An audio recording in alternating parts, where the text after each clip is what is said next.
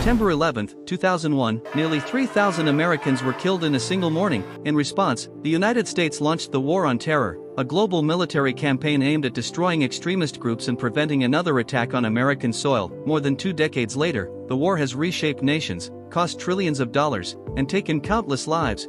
But how much did it really cost? Let's break it down.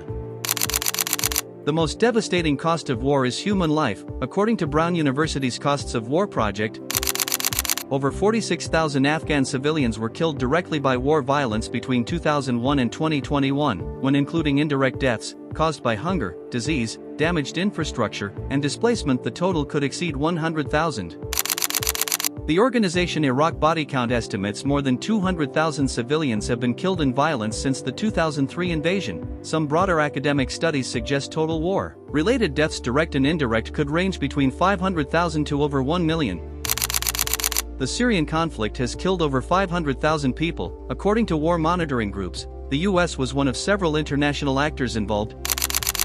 Drone strikes between 2004 and 2018 reportedly killed hundreds of civilians, alongside militant targets. It's important to note, not all of these deaths were caused directly by US forces. Insurgent groups, ISIS, sectarian violence, and regional powers all contributed, but US military interventions played a major role in shaping these conflicts.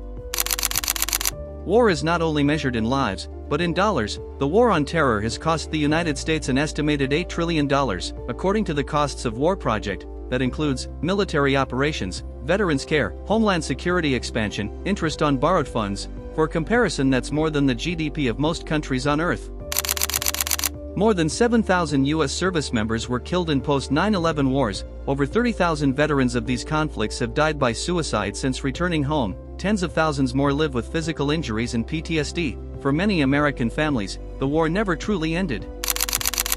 In Iraq, the removal of Saddam Hussein created a power vacuum. That instability helped fuel the rise of al-Qaeda in Iraq, which later became ISIS. In Afghanistan, after 20 years of war and over $2 trillion spent, the Taliban returned to power in 2021. In Syria, the conflict evolved into a multi-sided proxy war involving global powers. Some experts argue these wars unintentionally fueled extremism in certain regions. Others argue they prevented even worse attacks. The debate continues. The US achieved major objectives. Osama bin Laden was killed, al-Qaeda's core leadership was weakened, ISIS lost its territorial caliphate, but terrorism did not disappear. Instead, it evolved. The war on terror was launched out of fear, anger, and a demand for justice. It reshaped American foreign policy, it reshaped the Middle East, and it reshaped millions of lives. The true cost is measured not only in trillions of dollars, but in families changed forever. History will continue to debate whether it was necessary, but one thing is certain: the cost of war is never just strategic, it is human. History leaves behind questions, some answers are uncomfortable, some truths are complicated, but every conflict, every decision, leaves a trail. And here at Crime Bytes, we follow that trail, because behind every headline, there's a deeper story. Subscribe to Crime Bytes, see you in the next case.